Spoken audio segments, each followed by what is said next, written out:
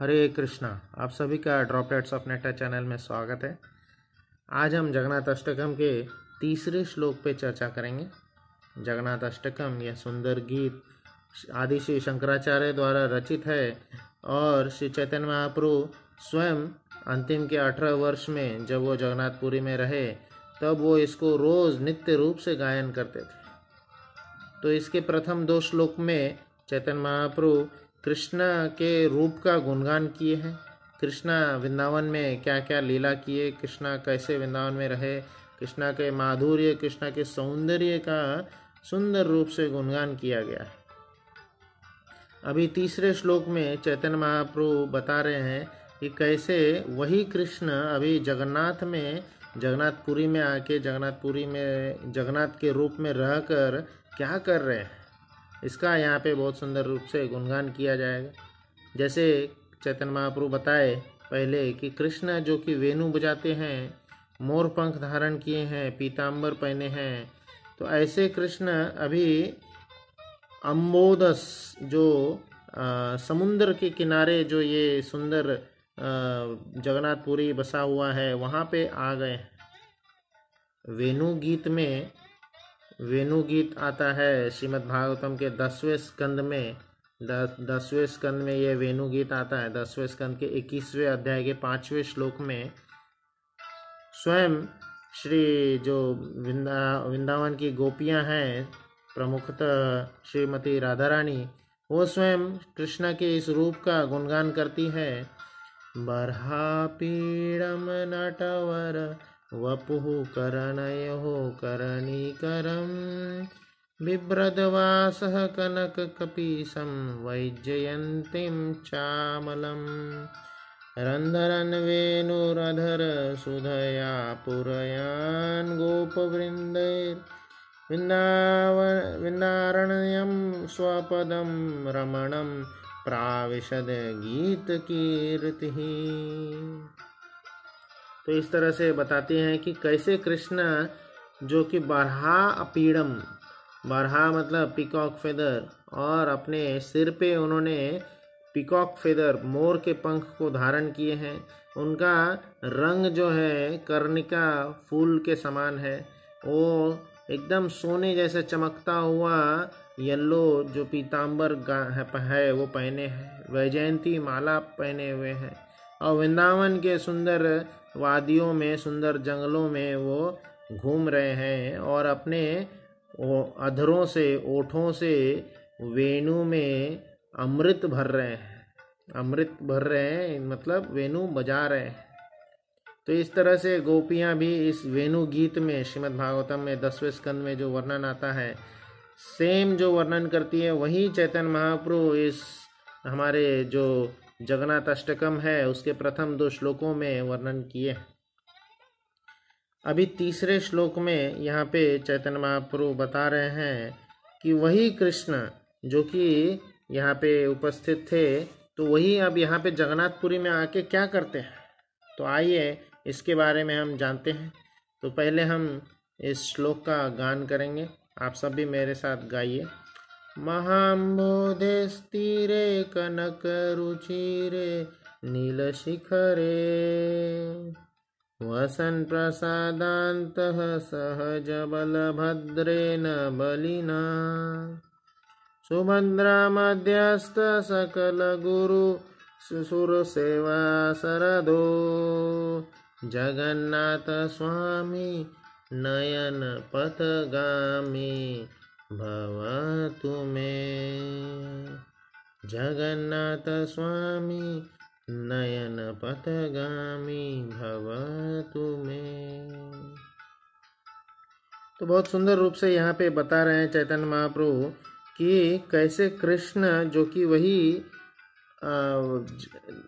वृंदावन में सुंदर लीला करते थे, अभी इस अम्बोधस, महा मतलब बहुत बड़े, अम्बोधस मतलब ओशियन, बहुत बड़े, जो कि पहले कालिंदी के तट पे लीला करते थे, अभी अम्बोधस समुद्र किनारे लीला कर रहे हैं। तो on the banks of great ocean, bay of Bengal, हम जानते हैं बे ऑफ बंगाल के किनारे उड़ीसा है, उड़ीसा में जो जगन्नाथपुरी है बे ऑफ बंगाल समुद्र के किनारे है, तो वही समुद्र के किनारे महामोदस तीरे, तीरे मतलब किनारे, कनक रुचिरे, कनक मतलब गोल्ड, रुचिरे मतलब ब्यूटी, नील शिखरे, कनक रुचिरे नील शिखरे, तो समुद्र किनारे जो सुंदर सा पहाड़ है जिसका शिखर, शिखा मतलब ऊपर का टॉप का पार्ट, ऊपर का जो टॉप का पार्ट है नील रंग का है, और जो कनक समान मतलब सोने समान शोभायमान हो रहा है, उसकी जो सुंदरता है सोने के समान शोभायमान हो रही है। वहाँ पे कृष्ण जगन्नाथ के रूप में विराजे हुए हैं। जगन्नाथपुरी हम सब जानते हैं नीलाचल पर्वत पर है। नीलाचल पर्वत वैसे यहाँ ऐसे दिखता नहीं है, पर वही जगन्नाथ भगवान का इटर्नल लिविंग प्लेस है, सनातन रूप से हमेशा वहीं पे रह रहे हैं। नील माधव के रूप से वो जाने जाते हैं, नीलकंधर। तो इस तरह से वहाँ पे जगन्नाथपुरी में कृष्णा जगन्नाथ के रूप में रह रहे हैं। एक और रूप से यहाँ पे कहा जाता है कि कैसे जब स्वयं कृष्ण इस पर्वत पे समुद्र किनारे रहने आते हैं, तो वह कैसे अपने बलभद्र जो उनके बड़े भाई हैं और बड़े जो सुभद्रा है उनके बीच में रहते हैं। वसन प्रसादांत, वसन मतलब रह रहे हैं, प्रसादांत मतलब खुशी पूर्वक सुख पूर्वक रह रहे हैं। सहज बलभद्रेन, सह मतलब साथ में, अज, अज मतलब भाई, अपने ही जन्मे अपने ही साथ में। कृष्णा के राइट हैंड साइड के एक्सपेंशन जो है बलभद्र हैं, बलदेव जी हैं, तो अपने ही भाई के साथ में वह रह रहे हैं। और बलराम जी के गुणगान करते हुए यहाँ पे 2 शब्द बलराम जी के बारे में बोले गए, बलभद्रेन, बलभद्रेन और बलिना। तो बलभद्र, बल अभद्र भी कहा जाता है, भद्र भी कहा जाता है। तो कितना सुंदर रूप से जो बल उनके पास है, और बल का अनंत बल है, इसलिए एक और बार बलिना शब्द भी उपयोग किया गया है।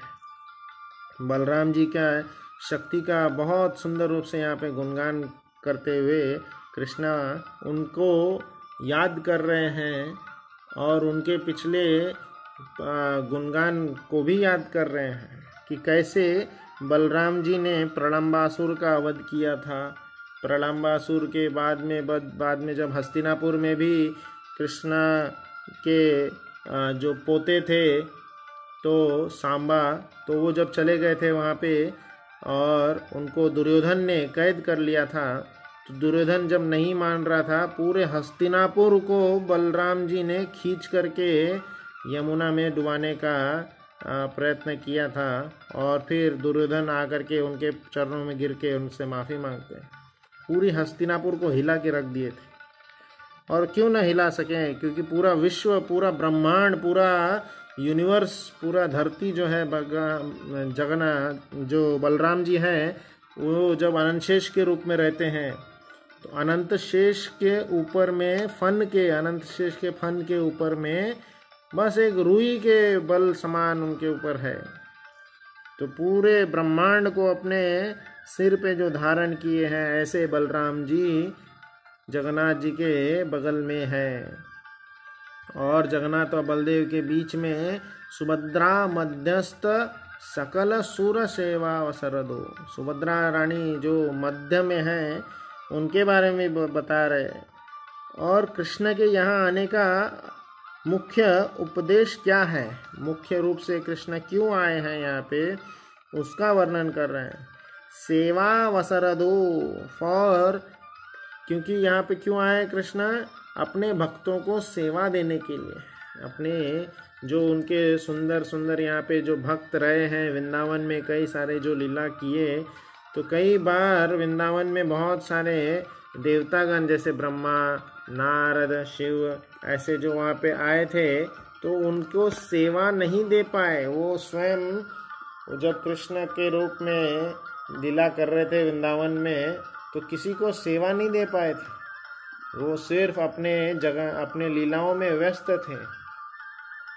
तो हर बार भगवान के भक्त जो है निराश हो जाते थे कि हमें सेवा करने का मौका नहीं मिला। तो इस प्रकार से जगन्नाथ के रूप में आए हैं और अपने भक्तों को नित्य रूप से सेवा करने का अवसर दे रहे हैं। जब स्वयं ब्रह्मा जी अपने यहाँ पे धरातल पे आए थे और वहाँ पे आकर के वहाँ पे प्रयास कर रहे थे, भगवान को प्रार्थना कर रहे थे, भगवान के समीप जाने का प्रयास कर रहे थे, तो कई बार उन्होंने प्रार्थनाएं अर्पित की कृष्ण को, पर उनकी प्रार्थनाएं कृष्ण ने नहीं सुनी। तो ब्रह्मा जी को बहुत ही बुरा लग रहा था। तो ब्रह्मा जी बहुत सुंदर सुंदर प्रार्थनाएं करते हैं। ब्रह्मा जी कृष्ण का गुणगान करते हुए एक बहुत सुंदर सा श्लोक कहते हैं, जिसमें आता है कि ब्रह्मा बोलते हैं, हे मेरे प्यारे कृष्ण, आप इतने सुंदर हैं, मैं आपको दंडवत प्रणाम कर रहा हूँ। आपके शरीर के रंग जो हैं ऐसे काले घने बादल समान हैं जो कि पानी से पूर्ण रूप से भरा हुआ है। आप सुंदर रूप से हर जगह शोभायमान हो रहे हैं। आपने सुंदर पीतांबर वस्त्र पहना है। आप स्वयं नंद महाराज के पुत्र के रूप में आए हैं, नंद महाराज के पुत्र के रूप में यहाँ पे खड़े होकर लीला कर रहे हैं, मेरा भी प्रणाम आप स्वीकार करें। आपका चेहरा इतना सुंदर है, आपका जो मुकुट है, मुकुट भी इतना सुंदर है। आप जो वन के फूलों से सुसज्जित हैं, इतना सुंदर रूप से आप सुसज्जित हैं, और वनों के आभूषण आप लगा रहे हैं। इस तरह से आपकी शोभा और बढ़ती ही जा रही है। गांव के एक लड़के के रूप में आप यहाँ पे रह रहे हैं। एक हाथ में आप दही और दूसरे हाथ में चावल लेकर के सुंदर बालक समान जो आप लीला कर रहे हैं, सबको मोहित कर देता है। तो इस तरह से ब्रह्मा जी बहुत सुंदर सुंदर प्रार्थनाएं अर्पित करते हैं। लगभग 40 श्लोक कृष्णा के गुणगान करते हुए ब्रह्मा जी कहते हैं। तो इन श्लोकों में और कुछ नहीं, बस ब्रह्मा जी ने बहुत सुंदर रूप से गुणगान किया है कृष्णा का। पर कृष्णा ने ब्रह्मा जी के इस श्लोकों का गुणगान करते हुए उनको कुछ भी ध्यान तक नहीं दिया। कृष्णा सोच रहे थे, अरे कौन है ये 4 मुख वाला, कब यहाँ से जाएगा, मुझे अपने मित्रों के साथ खेलना है, क्यों ये मुझे डिस्टर्ब कर रहा है, कब ये अपना बकबक बंद करेगा। तो इस तरह से ब्रह्मा जी जब चले जाते हैं तो ब्रह्मा जी बहुत पछताते हैं, सोचते हैं कि कैसे मैं भगवान की सेवा कर सकता। तो इसीलिए वो फिर जगन्नाथ जी के रूप में जब कृष्ण आते हैं, उनकी नित्य सेवा में वो लग जाते हैं। जगन्नाथ जी बोलते हैं दिन भर उनका दर्शन खुला रहता है, कभी भी इवन रात के 12 बजे तो और सुंदर दर्शन देखने को मिलता है। रात के 12 बजे हो, दिन भर दर्शन खुला रहता है। जगन्नाथ जी बोल रहे हैं, आओ मेरा दर्शन लो और मुझे खिलाओ, जितना खिला सकते हो खिलाओ, मैं सब कुछ खाने को तैयार हूँ। सेवा अवसर दो, अवसर, सेवा का अवसर दे रहे हैं अपने सभी भक्तों को। जगन्नाथ के रूप में कृष्णा सेवा का अवसर दे रहे हैं। तो यहाँ पे बताते हैं कि किनको दे रहे हैं अवसर, सेवा अवसर सुर दो, सुर लोगों को। सुर कौन होते हैं, जो देवतागण हैं, भक्त हैं और जो अच्छे हैं, गुड सोल्स, अच्छे लोग हैं। ऐसे लोगों को जो भगवान की सेवा करना चाहते हैं, वो ऐसे लोगों को जगन्नाथ जी अपना दर्शन दे रहे हैं और जगन्नाथ सभी पे अपरंपार कृपा कर रहे हैं। सुभद्रा महारानी, बलदेव एवं जगन्नाथ जी जो विराजे हैं जगन्नाथपुरी में, अपरंपार कृपा करते हुए सबको सेवा का अवसर दे रहे हैं। ऐसे कहते हैं कि कृष्ण जो हैं बद्रीनाथ में नहाते हैं, द्वारका में अपने सजते हैं, सोने गहने सब पहन करके तैयार होते हैं और जगन्नाथपुरी में खाने के लिए आते हैं, सब भगवान को खिलाते हैं। जगन्नाथपुरी में 56 भोग हमेशा लगते रहता है भगवान को, सुंदर रूप से खाते हैं। और फिर सोने के लिए कहाँ चले जाते हैं? श्रीरंगम में चले जाते हैं। श्रीरंगम में जाके कृष्ण सो जाते हैं। तो कोई पूछे कुछ कमाते वमाते है कि नहीं, तो कमाने के लिए तिरुपति जाते हैं। काम करने के लिए, कमाने के लिए तिरुपति जाते हैं। तिरुपति में तो एक स्पेशल टीम बनाई हुई है उनकी हुंडी काउंट करने के लिए, इतना उनको आते रहता है। तो ऐसा हर धाम का एक एक अपना अलग महत्व है, अलग गुण है। तो इस तरह से जगन्नाथपुरी में जो विराजे हैं, तो जगन्नाथपुरी में औदार्य धाम है। जगन्नाथपुरी जैसे द्वारका ऐश्वर्य धाम है, वृंदावन माधुर्य धाम है, तो जगन्नाथपुरी औदार्य धाम है। जगन्नाथपुरी में कृष्ण कौन है? वही जगन्नाथ जो है कृष्ण के रूप में है। तो कृष्ण कौन थे? द्वारकाधीश हैं, तो उनका ऐश्वर्य रूप भी है। क्या कर रहे थे वो मधुर लीला सुन रहे थे वृंदावन का, तो वृंदावन का माधुर्य भाव भी है। और औदार्य, क्योंकि सबको कृपा दे रहे हैं, सब पे कृपा बरसा रहे हैं, सबको सेवा का अवसर दे रहे हैं, अतः वो औदार्य भाव में भी रहते हैं। तो जगन्नाथपुरी धाम में जो कृष्ण है वो तीनों भाव को प्रकट करते हैं। पूरी क्यों कहा जाता है? क्योंकि यहाँ पे पूर्ण रूप से परम पुरुषोत्तम भगवान जो है विराजते हैं। वो जगह जहाँ पे कृष्ण रहते हैं और भक्त जो है कृष्ण की सेवा कर रहे होते हैं। तो ऐसा सुंदर ये तीसरा श्लोक जो है जगन्नाथ अष्टकम के तीसरे श्लोक में कृष्ण के रूप जो कि जगन्नाथपुरी में विराजे हुए हैं उनका गुणगान किया गया है, और कृष्ण के सुंदर कार्यों का भी गुणगान किया गया है। एक बार हम फिर से तीसरा जो श्लोक है पूर्ण भाव से उसको गाने का प्रयास करेंगे। आप सभी साथ में गाइए।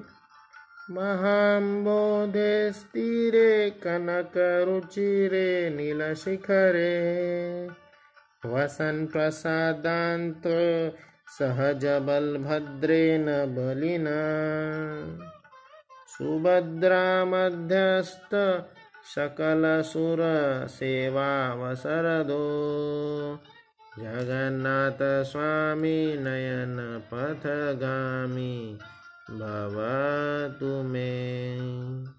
जगन्नाथ स्वामी नयन पथगामी भवतु मे। ऐसे कृष्ण जो सुंदर समुद्र के किनारे नील शिखर पे विराजे हैं अपने भाई बलराम और सुभद्रा के साथ, तो और जो सभी को सेवा का अवसर दे रहे हैं, ऐसे जगन्नाथ मेरे नयन के पथ में हमेशा रहे, हमेशा रहे, हमेशा रहे। मुझे और कोई सुध बुध न रहे, सिर्फ और सिर्फ जगन्नाथ जी आपका ही हमेशा दर्शन मुझे प्राप्त होते रहे। जगन्नाथ स्वामी नयन पथगामी भवतु मे। हरे कृष्णा।